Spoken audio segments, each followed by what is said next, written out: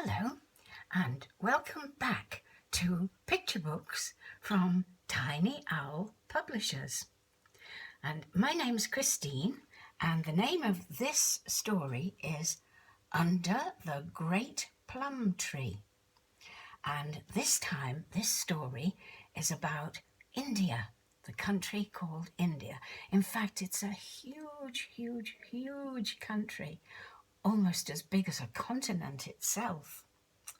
Now let's have a look. You can tell that this is going to be a very colourful story. Beautiful colours everywhere and patterns this time as well. And let me see if I can show you this page. It gives you a clue as to what it's going to be about. It's called Under the Great Plum Tree. The story is by Sophia Ahmed. The pictures are by Retsa Dalvand. And underneath here you can see... What's that? Is it a great big letter S? No, it's a crocodile. And up above, in the plum tree, hanging and swinging, is a little monkey, dressed up in all her finery. And so the story begins. There once lived a monkey in India with a big golden heart. Her name was Miss Bandari. All the animals in the jungle knew she had a heart of gold and that she was very kind. And turning over, we see more. One day, Miss Bandari was munching on a plum high up in her tree when she heard a groan down below on the river bank. She peeped through the branches to see the old crocodile, Mr. McGarmatch, crawl up to seek the shade of the tree. Now, when we look at the picture on this page, we have to look very carefully because there's so many beautiful plants and leaves and flowers, and the crocodile is half hidden all in amongst all these beautiful things. He's nearly camouflage, but you can just see him here. And let's turn over. Here we go. Here she is. We can see her better now, can't we? Hello, called Miss Bandari. How are you today? Mr. McGarmatch sighed. Oh, a bit tired and hungry, actually. I'm too old to hunt now. Miss Bandari's big golden heart felt sad. Would you like a plum? She asked, trying to cheer him up. It's very sweet. Mr. McGarmatch snapped open his jaws and caught the fruit between his old rotted teeth. And there we see it. She's dropping the plum right down into his open mouth for him. And going further, oh my goodness, oh, I've got to show you both sides of this. Look at this. Wow. The picture goes right across two big black pages. So what does it tell us on the first of those two pages? Well, first of all, it's the shape of a crocodile. It's going right here, and then it goes right over onto the other side as well. And the writing goes right round as well. It says, from that day on, Mr. McGarmatch visited Miss Bandari every day. They became very good friends as they munched plums together. Mr. McGarmatch told exciting stories about a time when he had been strong, brave, and bold. There were tales of human hunters, pythons, and lions. Miss Bandery clapped her hands and listened in wonder at the adventures of the past. And here you can just see there's the lions, there's the snakes, and the human hunters, all wrapped in the shape of the crocodile. I'm turning over. What do we have next? More story. One afternoon, Mr. McGarmatch crawled up to the Great Plum Tree. Miss Bandery looked down. "What stories have you got for me today?" she cried. "Oh, no tales today, Miss Bandery," said Mr. McGarmatch. "Instead, I would like to repay your kindness.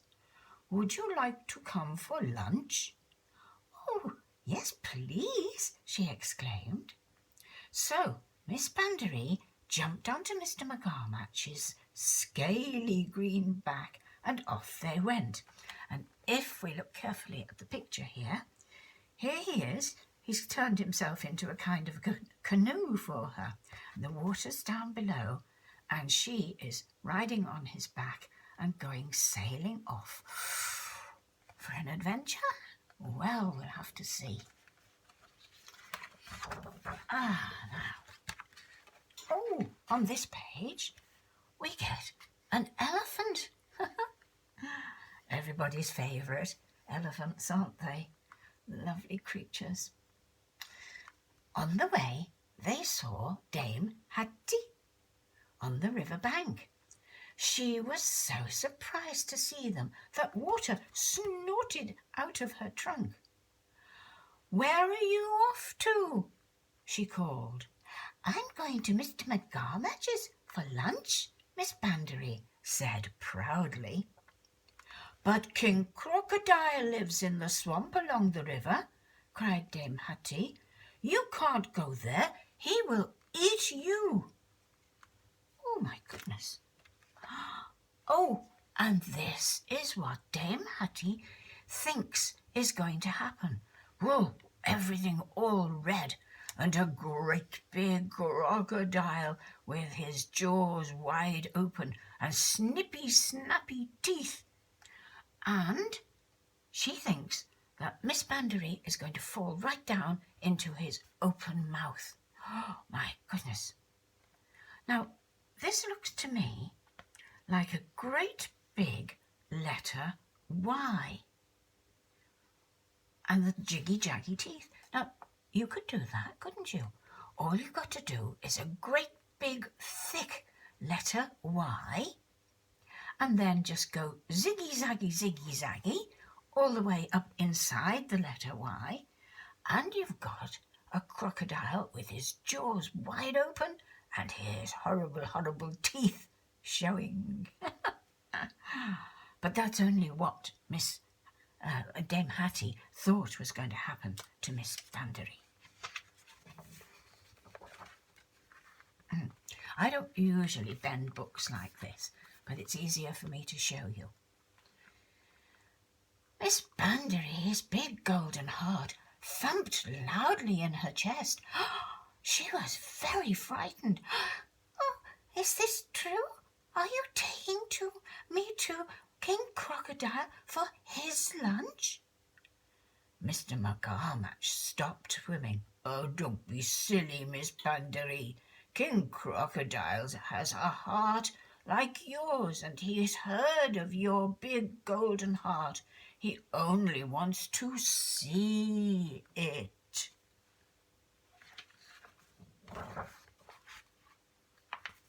Now, first of all, we see the big picture, lovely and clear, of Dame Hattie with all her elaborate decorations. And then we see a story. "Well, well," said Dame Hattie, looking very wise. "There's no point in taking Miss Boundary there empty-handed. Even my old eyes can see she's left her golden heart back in her tree." Miss Boundary looked down at her empty hands and then at Dame Hattie. But Dame Hattie winked like this, and her eye twinkled. Now, when people wink, sometimes it's because they are trying to explain that they want to tell a secret, but they don't want to use any words. So they give a wink like that. So, this is what Dame Hattie was doing. And Miss Boundary guessed what she meant. "Oh, yes, yes," cried Miss Boundary, jumping up and down on Mr. McGarmatch's scaly green back. "Oh, my heart is in my tree. Please take me back so I can collect it. King Crocodile will not be pleased to see us arrive without it," she said. "Oh, you're very silly," grumbled Mr. McGarmatch as he swam back. Oh, there they are, no words on here, just the picture. And he's taking her back again to the tree. And look at the shape of him. Can you see? It's like a big green letter S. Now you could do that, couldn't you? A great big thick green letter S going down to the pointy tail at the bottom, and at the top all you've got to do is put 2 eyes and a nose and you've made a crocodile. And there's Miss Boundary balancing on him. Oh, I think she's like a tightrope walker. Turning over. Oh. Once they reached the riverbank, Miss Boundary jumped high up in her tree. There she is, up above him and pointing down at him. "Mr. McGarmatch, you're the one who is silly. My heart was always inside me and not in my tree. Dame Hattie tricked you.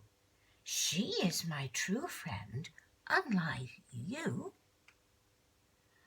Big tears rolled down Mr. McGarmatch's face as he swam away. Oh, he had lost his friend. Oh, crocodile tears are famous. And where do we go next? Oh, I got to show you the whole 2 pages. Look. Oh, great big crocodile going across 2 pages. Here we are with his tail. Back in the swamp, King Crocodile's giant tail swished angrily. He looked mean and hungry. "Where is my big golden heart that tastes like plum tart?" he snapped.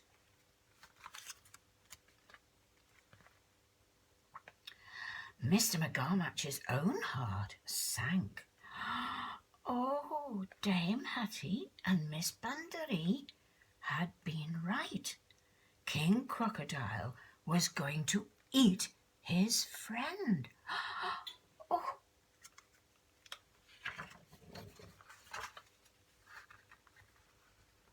King Crocodile bared his sharp teeth. "I told you to bring Miss Boundary to me." Suddenly, Mr. McGarmatch felt very brave.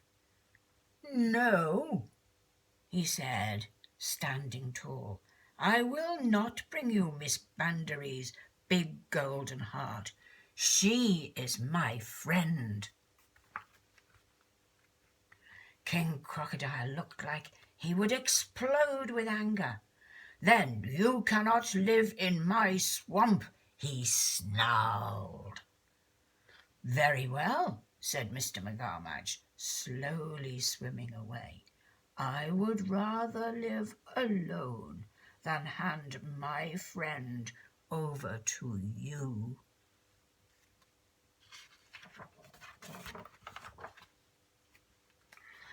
A few days later, Miss Bunbury was swinging between the trees when she saw Mr. McGarmadge lying in the river. Oh, he looked old and cold. Miss Bunbury's big golden heart felt sad. Oh, there he is again, his letter S shape. And can we see Miss Bunbury?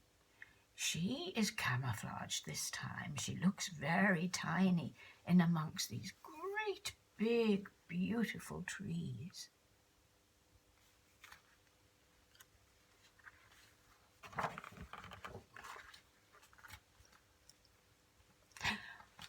"Mr. McGarmadge," she called, "you can live under my tree. It will give you shade, and I will share my plums. But you must promise that you will never be fooled by King Crocodile again." Mr. McGarmadge smiled. "I promise." Oh, there we are. Back again, friends again. Oh, what a lovely crackly sound. Oh, I like crackly sounds. And so Mr. McGarmadge found a new home on the river bed, where he happily ate the plums from Miss Bunbury's tree. Mr. McGarmadge still told stories from the past, but it was his bravery against King Crocodile that he loved to tell the most. Oh, there, all safe and sound at the end. And living together and eating fruit together. I love fruit, don't you? It's very, very good. And what's more, it finishes up with these beautiful patterns of trees. Fruit is so good. I like lolly ices, but lolly ices have to go in the freezer, and when you take them out, they dribble all over the place. But fruit, an apple, a banana, you can put them in your pocket, you can put them in a bag, and you can take them wherever you go. And as soon as you feel thirsty or hungry, out they come. And it would be so nice to be sitting under trees like this, wouldn't it? And listening to stories from Tiny Owl. There we are, under the Great Plum Tree. And that story was from India. So maybe another time we'll have a different story from another country. I have to say goodbye now. Bye.